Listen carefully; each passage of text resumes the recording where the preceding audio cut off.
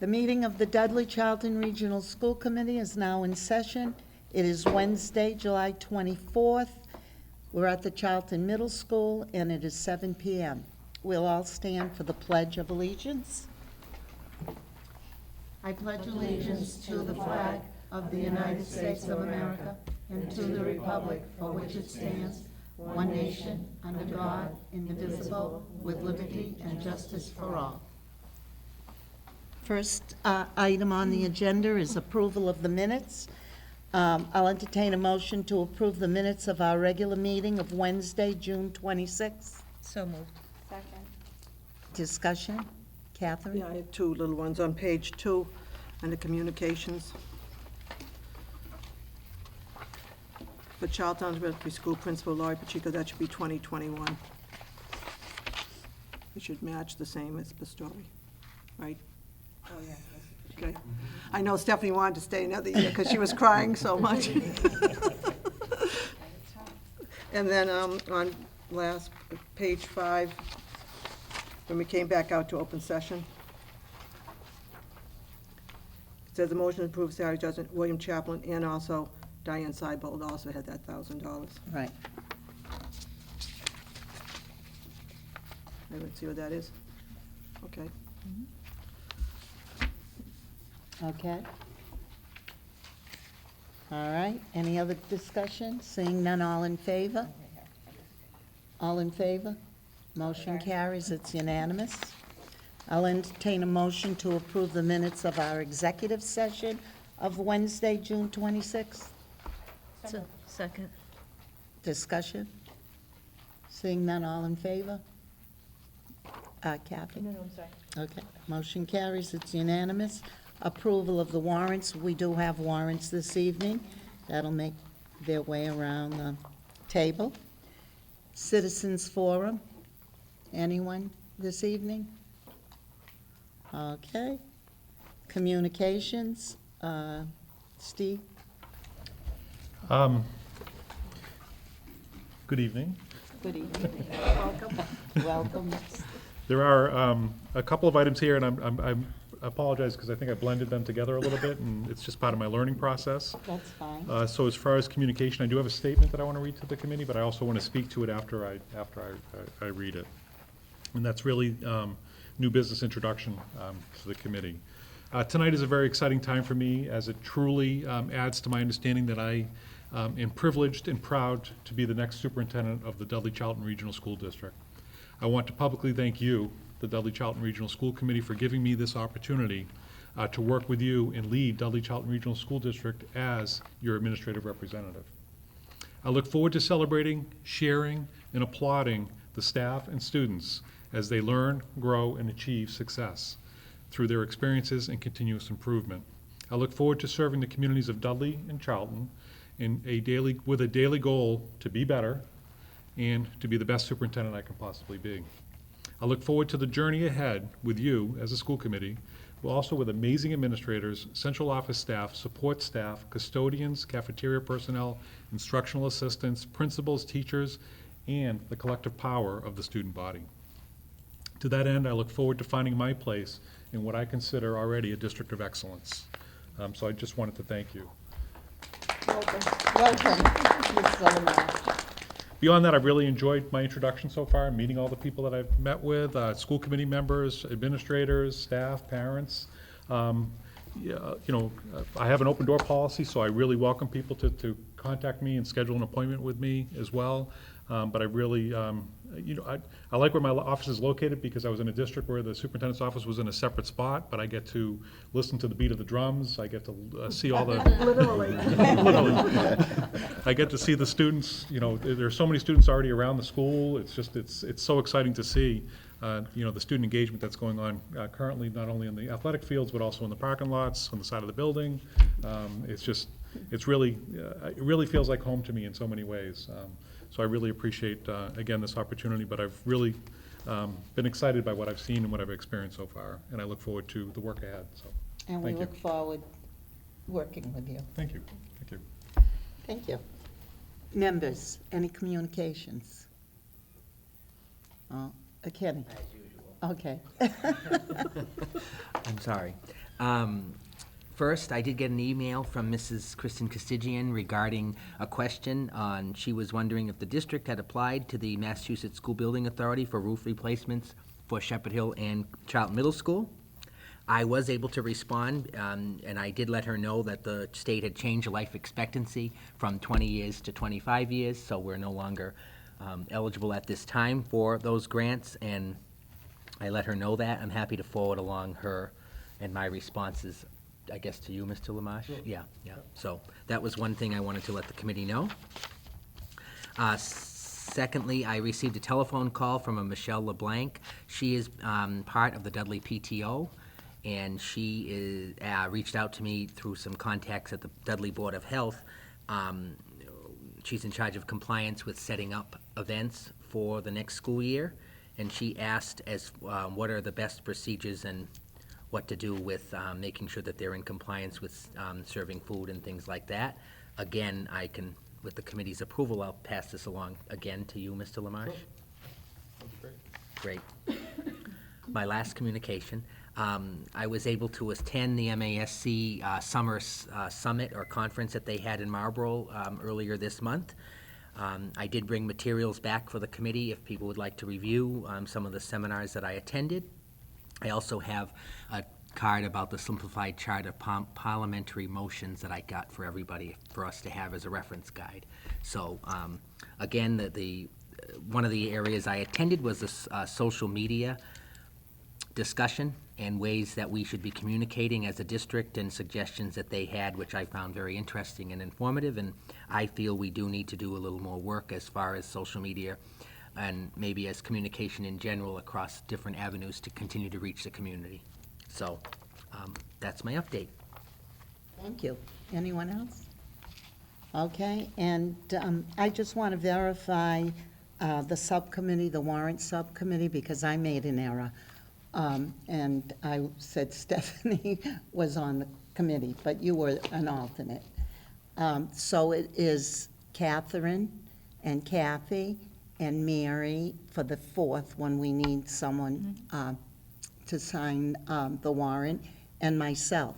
And then we had 2 volunteers, and that was Jamie and Stephanie. So I just want to clarify it, because I made a mistake, and I thought Stephanie was the one that was on the subcommittee. So, okay, Sandy, you got that? So, thank you. And we'll move right along to the superintendent's report, and that's Mr. Lamache. Madam Chair and the committee, I have just a couple of things to report on. This morning, I attended a Southern Worcester County Educational Collaborative Board meeting, and I'm happy to inform you as a committee that the board appointed Mr. Alan Himmelberger as the interim executive director for the entire 2019-20 school year for the Southern Worcester County Educational Collaborative. Another item of interest is we held our first administrative council meeting on July 16th at Nichols College. Some of the items in which we covered as an administrative team in a full day were Dudley-Charlton Regional School District initiatives, portrait of a graduate, emergency protocols, fiscal year 20 staffing needs, what opening day looks like, technology in the district, district programming to include assessment in Title I, master calendar of events and what that would look like, and district and school building capital needs. Those were the items that we covered. We covered others too, but those were the real highlights. To add another item of interest, principals, as well as Karen Ayers, Lorinda Allen, and I attended the National Principals Conference, Reimagine the Possible, in Boston last week. It was really great to be together as an administrative team. It was professionally invigorating, and in a couple of the breakout sessions, I was presented with what was considered the logic model, which built a framework for what a building principal role is in our current educational environment. I just wanted to kind of review it real quick, because I thought it was one of the first things that really summed up what a building principal is truly responsible for in a district, and it really begins with leadership, obviously. But leadership has to be a key baseline foundation for it, and then it breaks into 2 categories. The 2 distinct categories are building a culture that values the following items: student-centeredness, wellness, equity, relationships, communication, ethics, and global mindedness. I thought it was a great breakout for those categories. And then the other category was leading learning through effective vision and mission, through effective collaborative leadership, being result-oriented, curriculum instruction, assessment, innovation, human capital management, strategic management, and reflection and growth. And all of that leads to an impact on adult success, the adults in the school. And what it really truly represented is not only professional impact on adults, but the personal impact on adults, because everything's about relationship building now with building principles as well. And then all of that impacts student success for college readiness, citizenship, career, and life readiness. I attended a couple. I attended one seminar that was all the research behind how they got to the logic model. There were not a lot of people in the room, but I really enjoyed, the citations and the research behind it.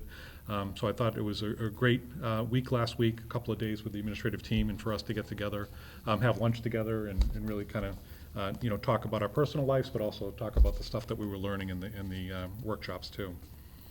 And then the last item that I want to talk about is we have a number of teachers this week working on the implementation of co-teaching, which is a district initiative.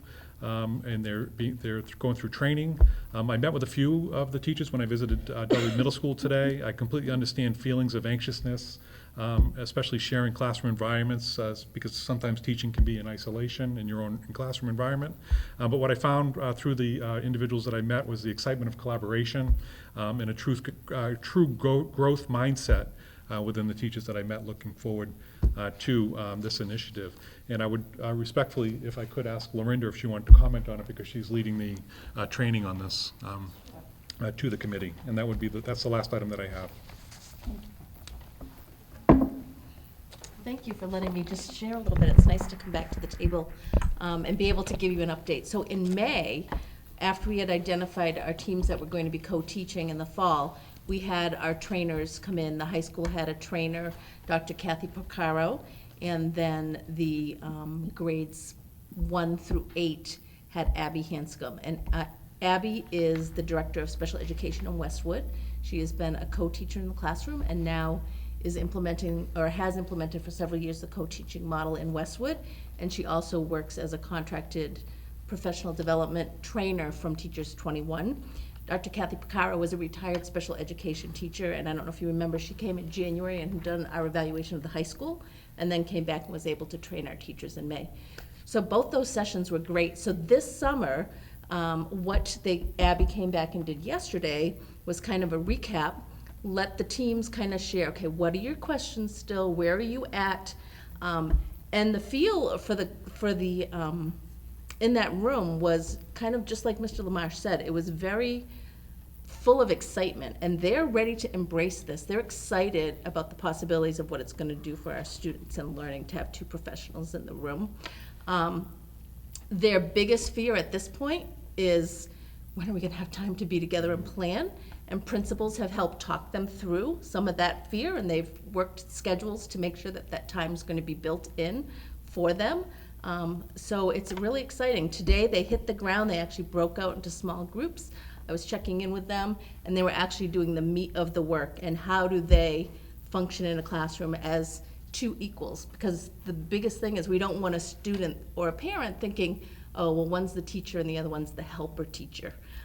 They're both professionals. They're both certified teachers, so our students are really going to get some great education in there. So they're working on things like classroom discipline. How do we communicate to parents? How do we make sure we're on the same page with decision making? How do we do reteaching and previewing and guided reading centers and differentiation for different activities? And they're really excited. The products that they've started to share are exciting, and they're hitting the ground running. And so we have Abby's coming back again tomorrow, more in a consultant role, to kind of check in with them, check their products so far, help them tweak them, and then Friday will be another working session for them to finish up. But they're excited. A lot of them are meeting in their homes, meeting poolside, meeting, just in their classrooms, because they just want to really kick off the year on the right foot. So.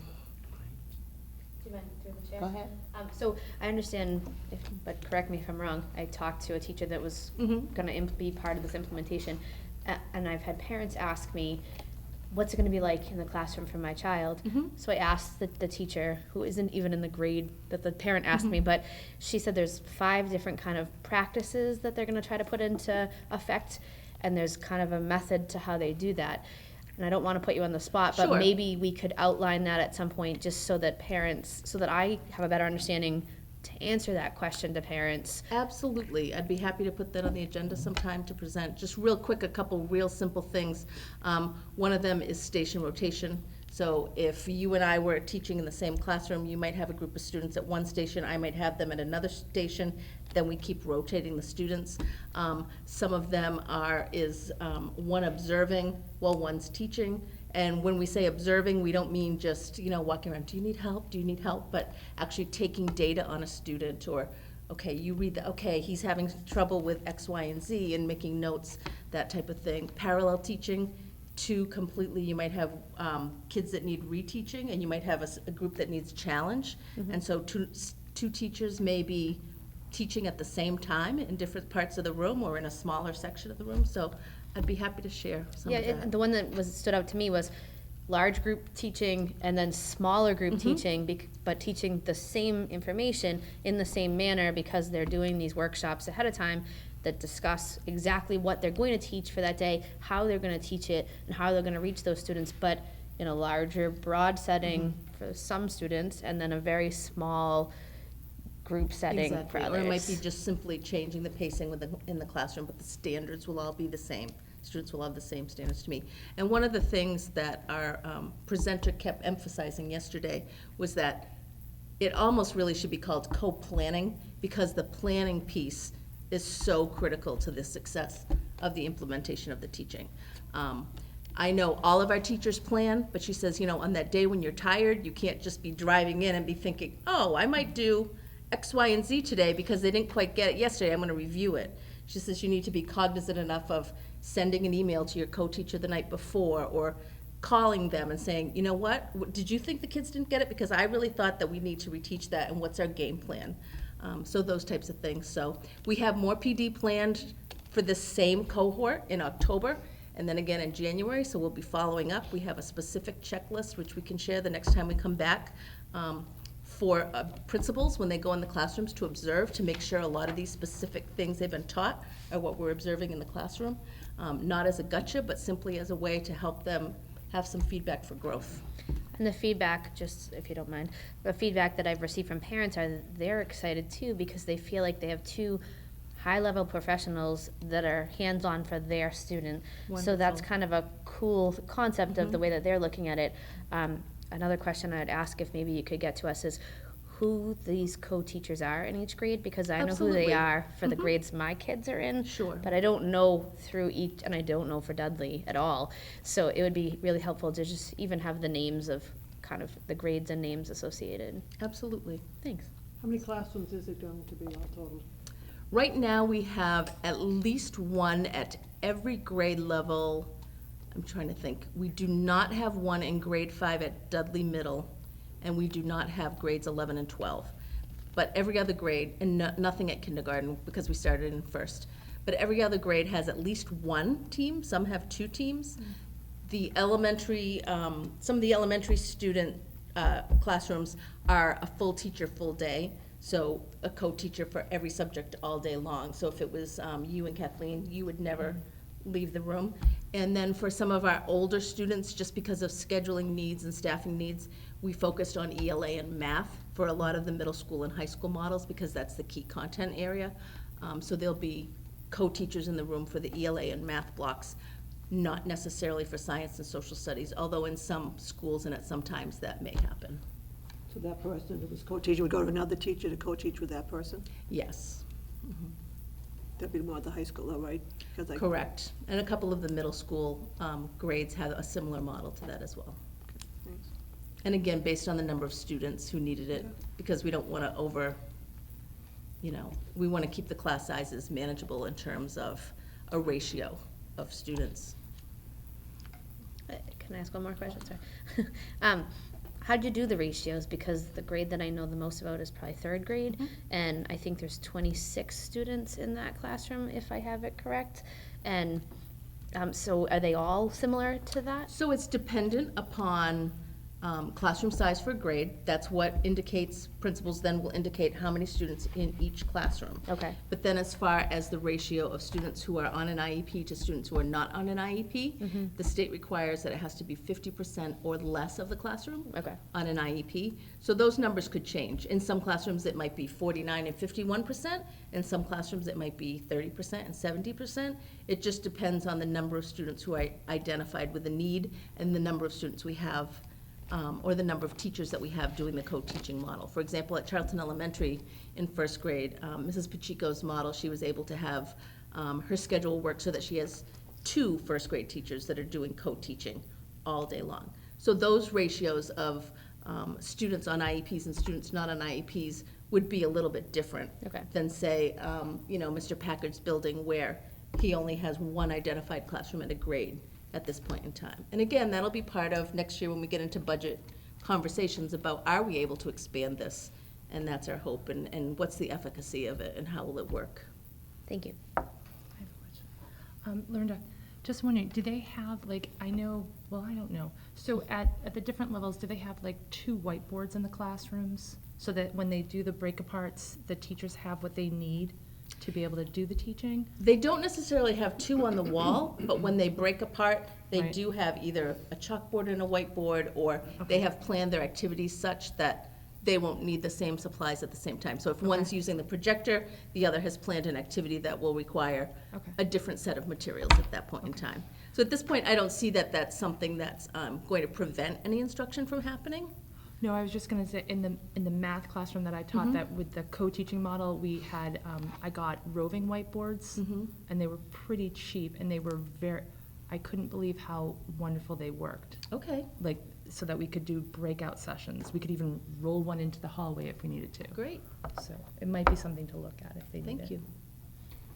We know this is a huge investment by the district, so we want that reflection process to see what we need to identify as we move forward with it. Absolutely. But I certainly would recommend that this come back at the school committee agenda, and also possibly have some co-teachers come and present, how That it's would be going good, and what's Yeah, going on, so. absolutely. That's what we'd really And the other thing look I'd for. like to have, hopefully by August, if not August, definitely by your first meeting in September, is I'm going to be talking with principals about how do we judge the effectiveness of this? We know research shows that, but we want to see in our district with our students. So we're looking at, what things does it make sense to measure, and how do we judge the effectiveness of this program too? So we'll have those pieces of information for you hopefully by then as well. I want to charge you, that's a lot of work for the teachers and for you to plan that, because every day practically, they have to coordinate the next day. It's not like you can do a week in advance, it's Right. constantly changing. That's a lot of work for people. And that's why we've really tried to be cognizant of, again, principals, what time can they free up for them to Right. make it work? Right. And how can we use the professional development time to keep revisiting this? We want this to be seen as not another initiative, but as a best practice Right. for student learning. So that's kind of our goal. Like anything, it's a multi-year Right. investment, but you, as a committee, you want to know early on how it's moving and whatever information we can provide you, so that you can make Absolutely. decisions within a year's time. But it truly is a multi-year process to get there. It's like being a first-year teacher, it takes about 3 years to really get your lessons in place and understand where where you fit and what you can rely on, and put all your tools in your belt, so, yeah. You're welcome. Thank you. Thank you, Mrs. Thank you.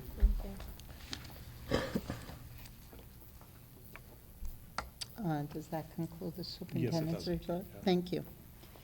That brings us to new business, introduction and entry plan, and that's Mr. Lamache. Madam Chair and School Committee, I've talked in my interview process, I talked about an entry plan.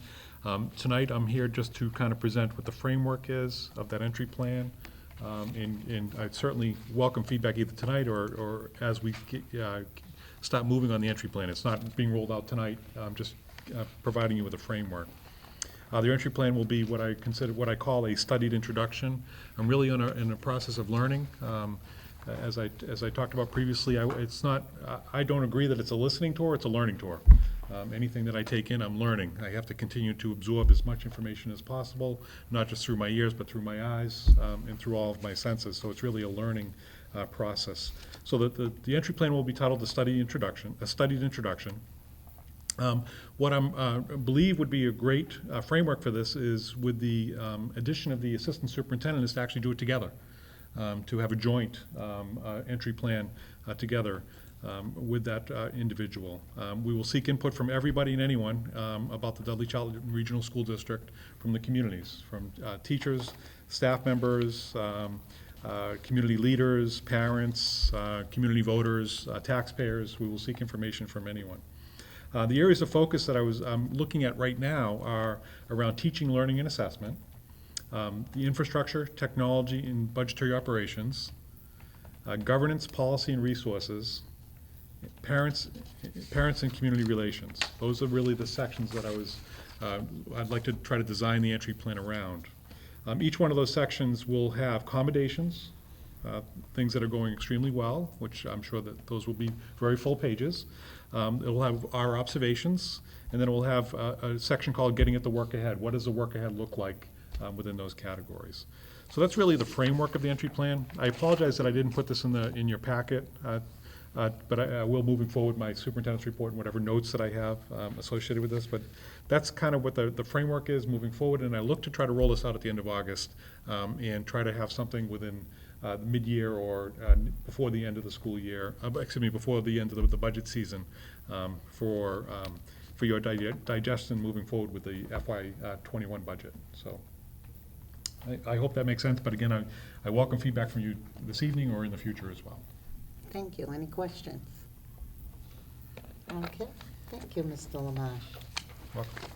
Brings us to DESE State Seal of Biliteracy, and you can speak to it Sure. first, and then we have... Madam Chair and School Committee, this evening we have our ELL Coordinator, Ms. Lisa Wondolowski, who's going to present this exciting opportunity that DESE has rolled out a little over, almost 2 years ago or a year ago. Yep, and so she's going to talk about the State Seal of Biliteracy and what that means for Dudley-Charlton Regional School District. So I believe everyone has the fact sheet and some information about the seal.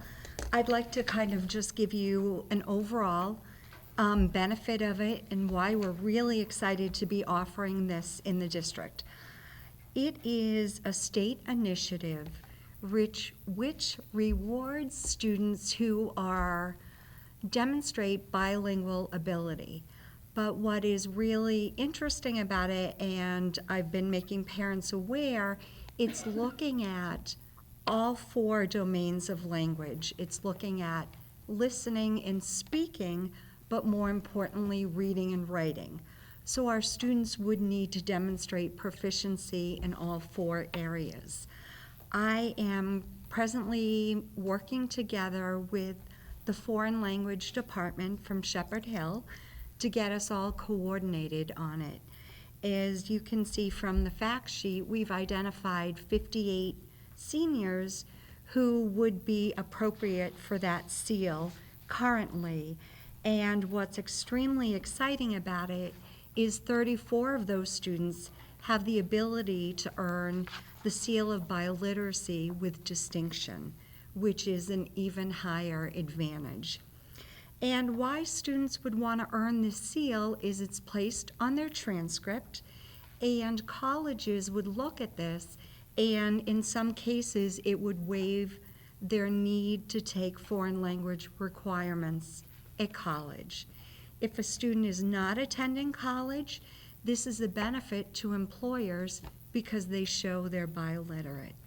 So we're very excited about this program, and it's a work in progress. So we're really targeting the seniors to get them to be able to have this seal on their transcript, knowing that in some cases they're applying to colleges November, December. So we're prepared to have this ready in the fall.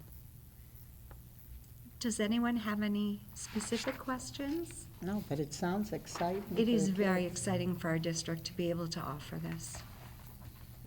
Sorry, I have another question. Yeah, that's good. So I hear you saying you're targeting seniors.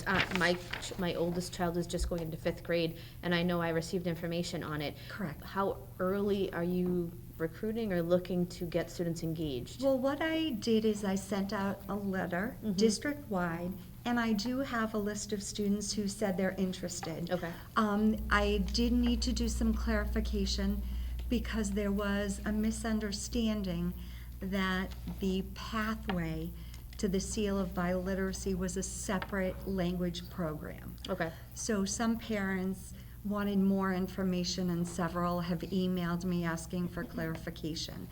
I have names of students as young as preschool Okay. whose parents are interested. So I have a list of parents who have showed interest, but we're really targeting more the high school level Okay. because MCAS is the first requirement, 10th grade MCAS. So essentially, if I didn't send you information to opt in yet. You But are I mean, fine. I'm wondering at what point that would be something that we would want to. We would reach out every, going forward, freshmen and sophomores. Okay, fair enough. So we would make sure at the high school level. A second grade parent said, "Are you doing this?" And I was like, "I don't think it's from my second grader." But okay, thank you. You're welcome. There's no limit how many in the school, you could have Correct. 200, 300. Correct. Yes. Because we have a strong language department, so I would think we'd have more than 58 eventually. Yes, we're hoping, once the word gets Right. out, we're hoping, especially at the high school level, when they start talking to each other, and they see the benefit. I understand these are seniors or high schoolers, they don't want to take one more test. I'm very cognizant of that, but we want them to be aware of the benefit.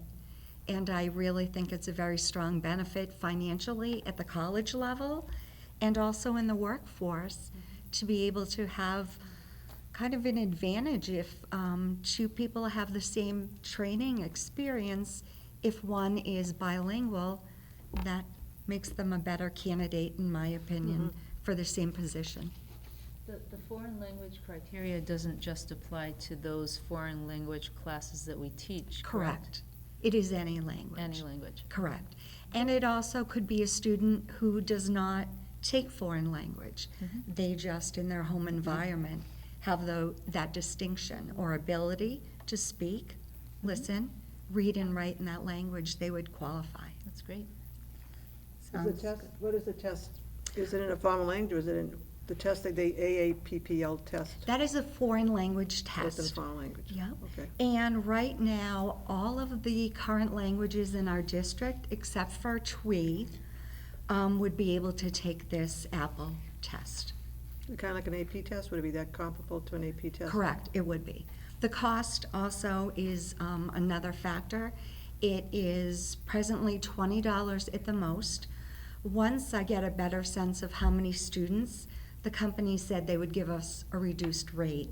And I know the typical AP exams are roughly $100, so that's another benefit to parents. And why we chose this is this exam has a very quick turnaround.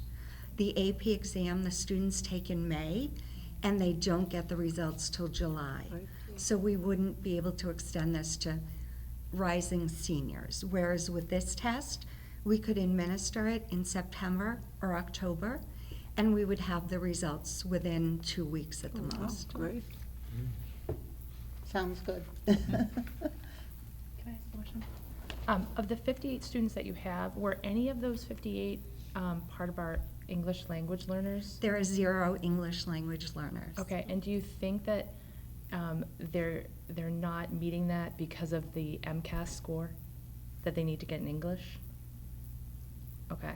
Possibly. I'm just wondering if, as a district, we maybe need to look into that to see if we need to provide extra prep for them, because it would be such a benefit for them. Absolutely. Yeah. Absolutely. Okay. It's certainly, I don't want to say a carrot, but it's motivating Yeah. for us to have our bilingual students, to have our ELL students get to that point. I know it's not every school does this. We had to, do we apply to be this? Correct. I had to apply to the Department of Education to be an approved provider, and we received that Thanks for doing that, qualification. That's great, thank you for doing that. You're welcome. Any other questions? Do we have to approve this program? It's all set? No, it's all set. I just wanted you to be Right, I'm aware glad, of this yeah, right. exciting program in the district. Thank you so much. Thank you for your Thank you. time. Thank you. You're welcome. Thank you. Update on 2019-2020 school choice, Mr. Lamache. Madam Chair and School Committee, you have a chart in your folder regarding school choice. This information is new to me as well, so I hope you can excuse me if we work through this. But we have a number of students, we have a number of applications per grade. You have those that have declined. Yeah, why would they be declined? That's for what reason? They were offered the slot and they didn't take it. Oh, okay.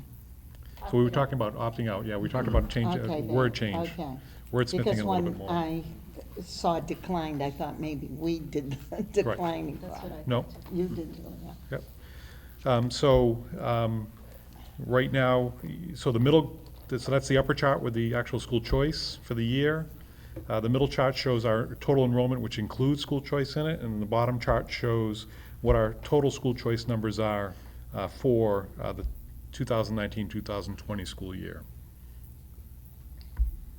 Question on the chart, on the grade 7 line. It says 12 applied, we're down to 10, but the other two only add up to 6, so what happened to the other 4? They haven't shown up yet. Oh, Yeah. they haven't responded to you? So we could get 4 more, maybe? So, I had a question on this. The enrolled, for DMS and CMS, those are students that are already in there without the school choice that we opened up this year, correct? There are some that are. The middle chart? Yes. The middle chart. Where it says oh. enrolled, there's 3, 3, Oh. and 4. Just from this year, of those applicants. The top Okay, chart is so- just this year. So, okay, then why does it say 12, but yet we only have 6. 6? Because they haven't responded. And 2 have definitely said no. So 2 said no, you're down to 10, and 4 have not So responded. So even for the 25 at Shepherd Hill, only 17 have responded? 2 have declined, Right, right. I Yep. get the decline part. so 6 but- have not responded. Okay. Huh. So this means we had 49 people applied. You're right. We're trying to get to 60. Of the And yet- 49, 5 have opted out, Yep. so we're truly at We're 44. really at 27. If you add all those numbers together, it's 27 out of, 27 are officially enrolled. right? Okay. It's And we need summertime, so 60. some people haven't responded, or they could be on vacation, or something of that nature. I think, is it, at this point, should we open it up for, we were talking about, at the high school, you only put in for what grade officially? 9th and 10th? Ninth, but we have 10, 11, 12, we have 6 extra people there. Is this a time to open it to the whole high school? What would be your feeling? Because we were trying to get 60. Yeah, through the chair, I was going to ask a question about the perimeter of 9th grade.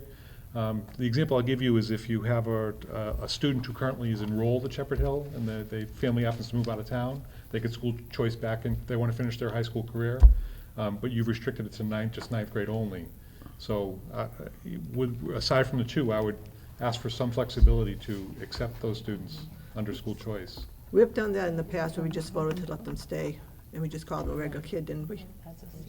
But then you're Yeah. losing out on school choice dollars if you do that. Yeah, right, exactly, so. I think we should. I thought it was the high school. I No, didn't think we narrowed it down Yes, we just to did. 9. We did, didn't we, Mrs. Sullivan? I Wasn't don't it just think 9th so. grade? When you Yes, we did. initially opened school choice, you did just open it to the high school. To the whole But I high mean, this school. this year that just went by, didn't we just open for 9th grade? When I spoke with Yes. Principal Chaplin, he said it was restricted to just 9th grade. Right. So I don't know how that I don't know message how was that came conveyed. by. I don't know if school I committee. thought we voted- were always doing No, it with the This whole high past year, we only school. voted, I think some of the committee members felt it was good to start them in the 9th grade so they would know the curriculum. Rather, if they come in the 11th grade, they might be missing a requirement that they'd have to make up. So we thought we'd do just 9th. I think this was the feeling of the committee. Right. We'd just do 9th because then they start fresh and they get the right credits. Whereas if a senior comes in, he might have to take five subjects that he didn't take for our requirements versus like North High or something. I don't know where I was. I don't remember But I think at that this all. point, I would suggest, can we change that now and open it up to the whole high school? Yes, Since- yeah. I'd like to make a motion that we open school choice to the all grades at Shepherd Hill. Should there be a cap on that? We probably should have a cap. Do you remember Do you that? think? What number, did you set a We wanted to number get for high 60, school? we wanted to get 60 all total. We're not anywhere near that. We needed to get 60. That's what we're counting on for the They money. need to get 60. Okay. Yeah, We but I don't need think to we get want 60. 60 kids at the high school. Mr. Chaplin wanted to replace the numbers that graduated. Right. So whatever that number was. I Yeah, just but- remember that conversation. Right. I The way- remember that. The way in which you Yeah. report it to the state is you only indicate that you are school choice and not. Right. You used to ask for the specificity of it.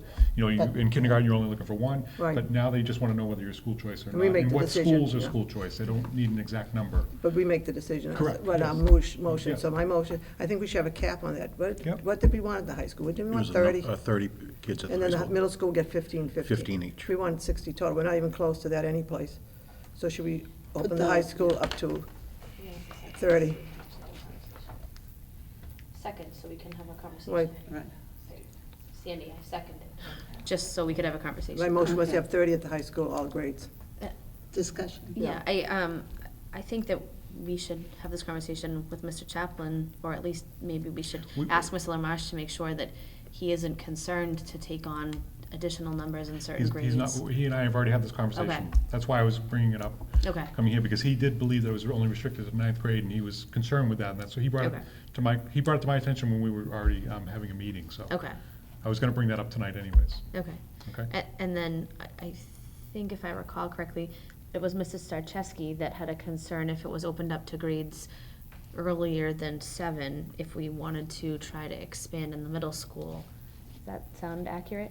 I don't recall, I just think we limited to the 60, and we both agreed to the 15 in each grade level. And then our lowest numbers were in 7th and 8th, to be able to Yeah, I absorb that. think we Yeah. just wanted We didn't want to something. put extra kids in 5 and 6. Yeah. But I think that we had people interested in 6th grade, and I feel that if we need these numbers, if you have a different opinion, please say it. I'll say it. Well, I think the question was class size, definitely, in Yeah. 5th and 6th. And the That's what principals I'm only concerned recommended 7th about. and 8th. I think we worked really Yeah. hard to try to keep the class sizes down in the lower grades, for learning purposes, obviously. So we were more open to opening it up at the high school level just because scheduling allowed for the classes to be able to take more students. I'm fearful that if we don't hit that 60, we're gonna be financially in crisis. So Yeah, that's but where I'm- I- if we I- add 2 or 3 children to a 6th grade setting because we have people that are interested, it's not increasing the class sizes astronomically. Well, why wouldn't we look at the high school first, if Mr. Chaplin and Mr. Lamarche have already had that conversation, and see if there's any interest at the other grade levels for the high school, because I know that high school is usually a really big deal for parents. You know, where am I gonna send my kid to high school? Do I want them to stay in this town or not? And so forth, and it's very desirable to come to Shepherd Hill, so maybe if we open it up to the other grade levels, that will make our 60, and we start there, and then revisit. Sure. I guess counter to that is, we were saying we wanted to have 15 at each middle school, and we're not close to that. And so that's, I guess, where I was coming at for a younger grade. Yeah. Well, I could go either way on that one in particular. My personal opinion has always been to keep the class sizes as low as possible in the lower grades, just because my own kids have had the experience of having very large classes, and it's not a good thing. And it's not good for the teachers. I think it's very difficult for them. So I would rather see the class sizes larger, even if the 15 have to go up to the high school level, than in the lower level, because there are so many classes that they come in and out of in the high school that I think Mr. Chaplin has told us in the past that the high school can handle it Okay. better. I think if we open up to high school for the next month, by August 12th, we'll know if the numbers, maybe we'll have more than 30 applying, because we can change our numbers. There are some then. known entities for the high school right now. Right, there's 6 So here that that will add applied, to it. that didn't want it, that we couldn't let in. Yep, and there are other entities that are, because, again, the restriction of ninth grade. Right. Changed the communication between Mr. Chaplin and some families, so, to opening it up, that would probably change some of these numbers for the high school level. I have not had the conversation, with the middle school principals as far as going further down, for grades, so. Well, if you look at the class numbers, there's 152 in 5th, but only 130 in 7th, so that's why they picked those grades. Mhm. Let's stick with that until we see the high school Right. results. And if And we get more than repeat- 30 from the high school, we can up the 30. Yeah. Mhm. By Kathy, August. repeat the motion, My and motion I was to know we open have up a the high second. school to all grades with a cap of 30. Should I put the cap in there or not? What would you think, recommend? 30 total? Yeah, what do you want, what would you like me to say? I'd recommend 35. Okay, So don't put a cap on it. Yeah, don't put, I think that, through the chair, I think that restricts it and ties their Right. hands. Leave, I would- I I think would leave it leave- and let put a the cap. Okay, what if, administration deal with what if it. we get 60? We're not gonna have a lot, we have to have a We'll cap for a lottery, decide. don't we? Yes. Well, lottery or waiting list, those are your two options. Well, you could have a maximum district-wide of the 60, wherever that may fall. Right now, we have 50. If we add those 6 in 10, 11, 12, to what's in there right now, plus what we have, we'll have 50. So, won't we? A lot of them haven't responded yet, so we're not sure. And 5 of them have said no. 27 actually have enrolled, correct? 17, 27 are committed and enrolled. Right, and we got, Yep. then, so we still need 33 people. I don't think You we can cap have it to at- put a maximum right now on it. Maybe, What I would hate is the school committee to have to keep revoting Right. if something changes. So I think if you say a maximum of 60 for the school choice program to include 7 to 12. students from 7th through 12th 7 to grade. 12. I'll change my motion. Do you want to withdraw your Makes sense. second? Jamie, you want to withdraw your Jamie second? will withdraw. I'm opening up school choice to a maximum will follow the chair. Thank you. 60, what did we say, 65? Mr. Lamache, you thought 65? Six- Let's see, 60. Okay, we're going to keep it 60. Okay. Open up school choice from grade 7 to 12 for a maximum of 60 slots. Is that good? That's good. And Jamie? Second. Second, okay. Any more discussion on it? I have one discussion. I'm just a little concerned on the numbers of Charlton Middle School in 7th grade Yes. at 186. Yeah, And we're pretty much capped. and I, yeah, I seventh think grade. that, Seventh grade, in 7th yes. grade. We have plenty of room in 8th grade to grow. Right, I think we just need to be cognizant when we Yeah. accept them, Right. where we're placing We- them. We have, as an administrative council, we had that conversation about accepting school choice students. Okay. Because we brought that information up, though, what are your feelings, because you're sitting here, on 5th and 6th grade? Well, when we first discussed it, it was basically primarily gonna be 7th, 8th, 9th, and those 3 grades. I can see it going through the entire high school, but I still like smaller class sizes in 5th and 6th grade. I think it's beneficial to learning for all kids. I think those numbers in 20 to 21 range is utopia. I would hate to strap our teachers at a younger age for these kids when they optimize learning. It's just probably not worth it on the other end.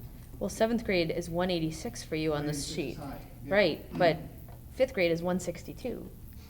Yeah, and we understand that, that's what's 25, 26 right now, so we know Okay. that was a big grade coming through, and that's why we limited the numbers that we're gonna take in 7th grade. Okay.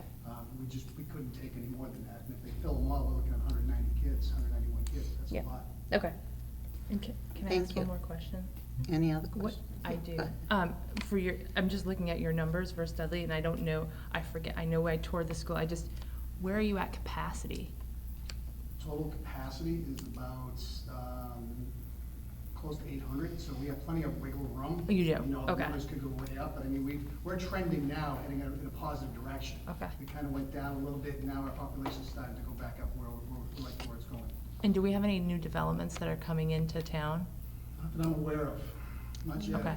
This houses, but they're like single-family houses. Correct. Okay, I just didn't know if we had an apartment. Thank you. But I Anybody think- else? Anyone else? I do think that the 3rd grade class, correct me if I'm wrong, Mrs. Pastore, the grade coming into 3rd grade is a big class, right? Not exceptional. Not exceptionally, okay. Okay, anyone else? Okay, all in favor? Motion carries, it's unanimous. Thank you. Thank you. Can you look at the K-1, are you going to discuss that, Mr. Lamache? Yes, Okay. class size, yes. Yeah.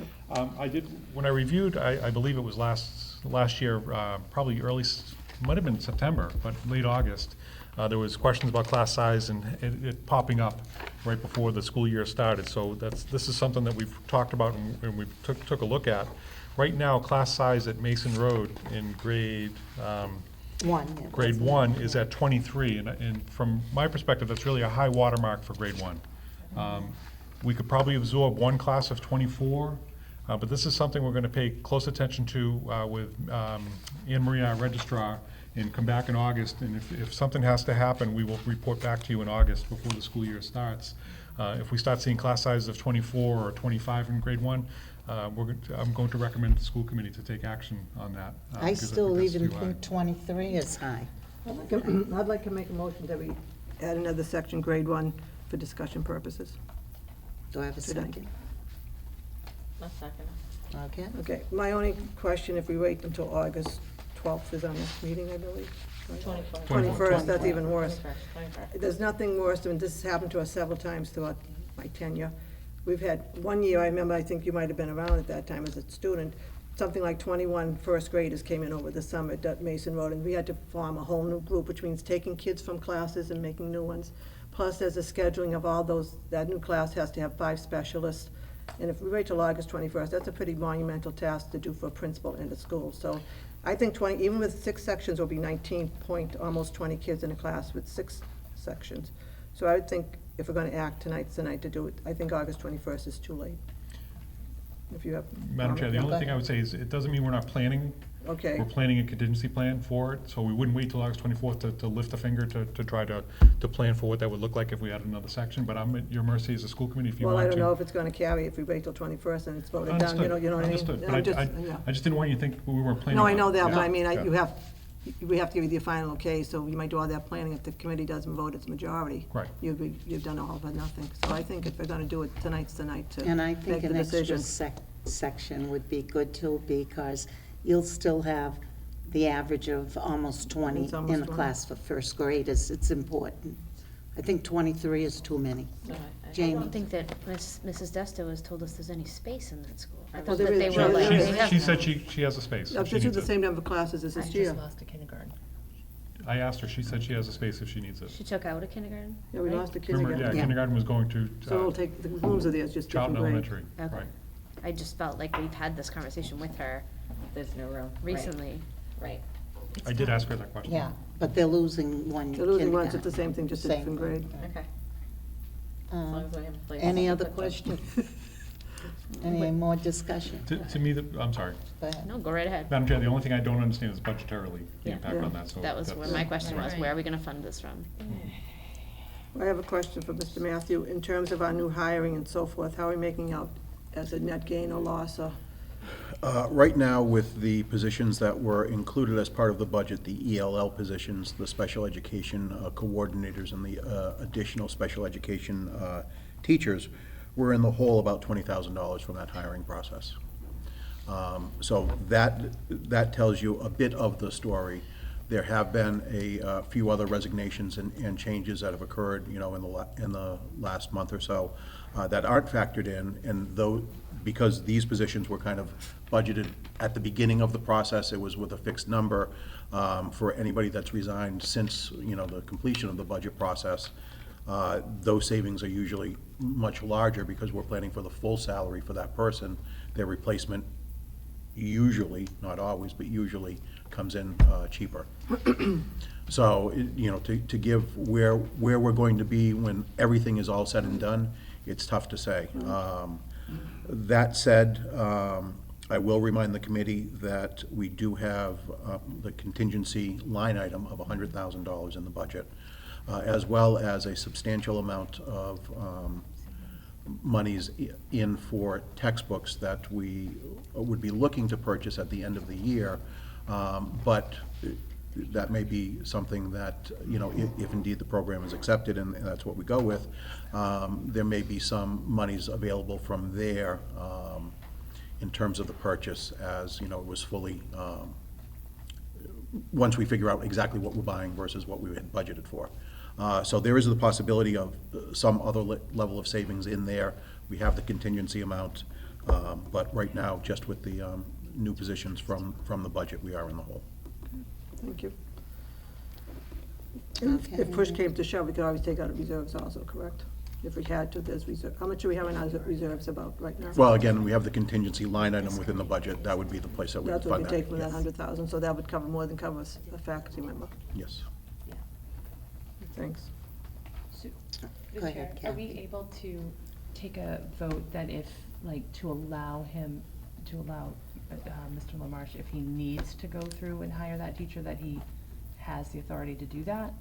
He And then- already had said he's going to do that, but Kathy has the motion, she wants to do Well, I it. could vote it tonight that it's She definite. wants to vote it tonight, but he said he was going to do that. Well, check off. But, right, We're planning, Yeah, I'm a plan. good contingency planner. Right. I like to plan things Right. as if they're going to happen. yeah. So he. I just didn't know if we need budgetarily to vote on it and not wait until August, or do we not? Well, that's what, I think that's what Yeah, Catherine's that's what saying. I'm- Catherine, Okay. yeah, that's her vote. Because the money is there, Mm-hmm. and I would like to be concrete rather than, what if all of a sudden the committee decides not to do it in August and you, then we Class still have size 23 has kids. We been still have our 23 kids. priority every Yeah, year. yeah. That has, Yeah, so. any other discussion? Go ahead.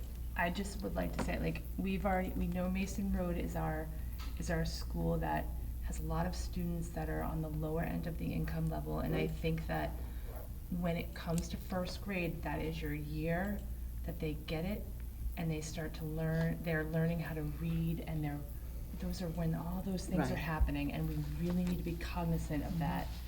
And I think the lower the class size, the better for them. I agree.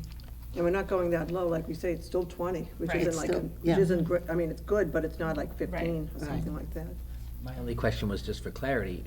You're thinking it's going to be necessary, but the vote's going to be if you don't need it, you're not going to do it, obviously. Correct, right. Yeah, okay, I just wanted to clarify because Right. I was Yeah. confused. As of Fine. right now, we need it. As of now, But if yeah. Right. all of a sudden the average went down to. No, that wasn't my motion. The motion was putting it in no matter what, Right. because there are 23 kids right There's now. Regardless of 23 if 10 kids. come in or none come in, my motion is to put that teacher in. But, There are 23, which will bring it down to 20. but through the chair, if all of a sudden the numbers shifted and we had a number of students that unenrolled, Yeah. I would come back on August 24th and ask, and inform Okay, you and but ask right you now not you've to fill got the that position. permission, if this carries, to do it. Right. Devil's advocate over here, sorry about that, but that's apparently what I'm doing tonight. I feel like in the last years, my only example I guess I can go by, when we got to September, we had a lot of different things shift when kids got into place that they needed by law, additional assistance and aides and one-to-ones and instructional assistants and such. I think we have to have that contingency money ready for those legal requirements that we have, or else we're going to continue to put ourselves in harm's way financially.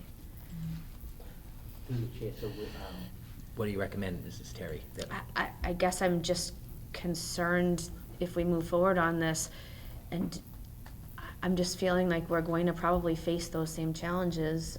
Am I right, Mrs. Allen? I mean, as the school year starts, you start to see children that need different types of assistance than we were able to budget for or were aware of.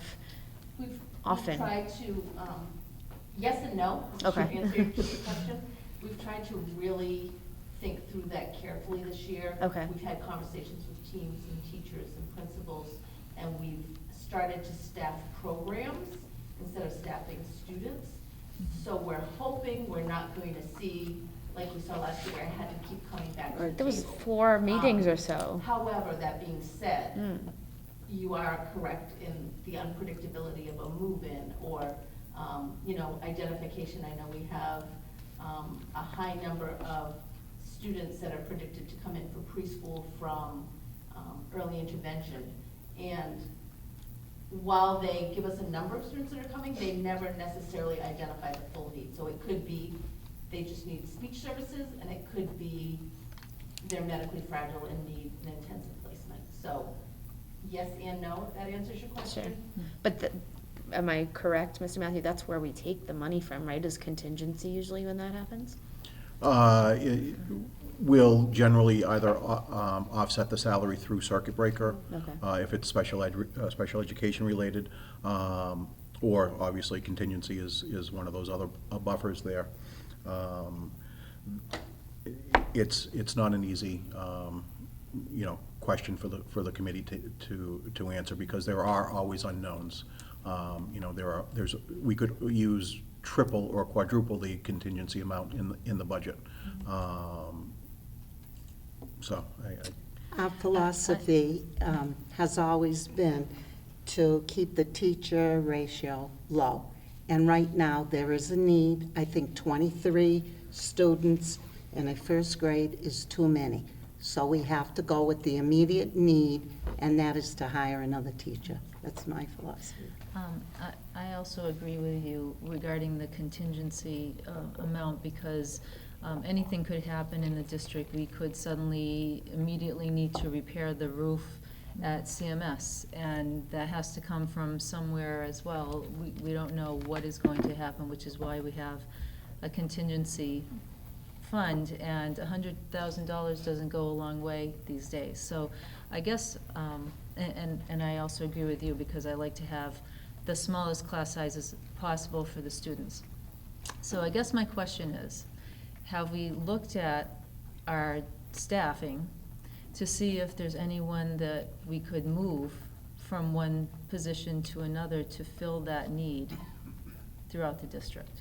Not through the chair, not in graphic detail, but working with principals, I have not heard that in our conversations that there is, but I can go back and certainly take a look at that. Well, my motion's on the floor, so I'm Yes. gonna ask for a call for vote. Any other discussion? Okay, all in favor? Opposed? Okay, 5 in favor, 2 opposed. Motion carries. Through the chair, I just want to be clear, it's not because I want to keep the numbers increasing. Right. It's because I want to make sure that we have that money available when I just think there'll be special education needs that we will have, so. But these are kids that need it also, so, and this is right here, we know they need these, so that's why I made the motion. Okay, thank you. Update Assistant Superintendent search. Mr. Madam Chair, in the Lamont. school committee, as you know, you approved the assistant superintendent's position. We didn't post it when I first started because I wanted to engage with a few people to understand the role and the direction the district was looking at. So right now, we did post it for candidates, internal candidates. And what I'd like to do is establish a representative group for interviews. I would like a school committee representative, and I hope people can identify tonight if they're interested in it. Myself, the Director of Pupil Services, a building principal, a teacher, and I've gone back and forth on a parent or not. I'm just worried about timing and everything, because I'd like to really have this person in place before the school year starts. And I'll appoint who is interested in being on the committee with Mr. Lamash. I would be interested, but I'm concerned about timing Could we for myself. do, like, based on your timing, can we do like a backup kind of thing, that if you can't make it, I could make it? Can we do that, or however you need it? Well, it has to be done this summer, Right, and I you're just not can't. good on summer. Will it be done this Yes. summer? It's going to Yes. be this summer. Yeah, and I Oh, you can't can't do it I can't this this summer, otherwise I'd be Okay. interested in doing it. I have interest too, maybe we Can we could do back it that, up? if Okay. that would be okay. Or I can, the both of you can be on it. It doesn't have to be just one, so if one can't make it, so you know what's going on. So the two of you can. I didn't see any other volunteers. Did? I'm No? happy to help, but if the two of them want to do it, that's great. Yeah. So is that okay with the both of you? Then you both can be on it, and if one can't make it sometime, there's someone else there. Sure. But the Okay. two of you can go on the dates you can get. Great, Thanks. thank you. So that's okay with you? Yes, perfect, Okay. thank you.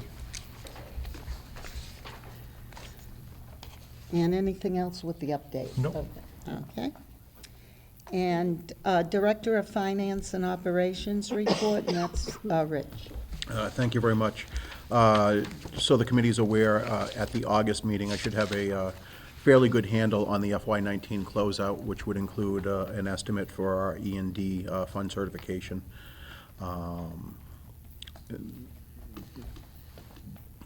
I will endeavor to try to have, especially in light of the recent vote, the hiring map done as well, so that we can understand where we are vis-à-vis all the positions, not just the newly posted ones. The other item I have for the committee this evening, which I would request a vote, is our contract for the supply of electricity.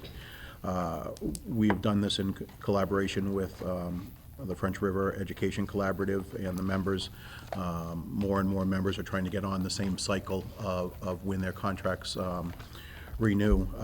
Given the current pricing models, which indicate about a penny increase from our current locked-in price of .08192 per kilowatt hour, I'd ask the committee to allow me to enter into a contract with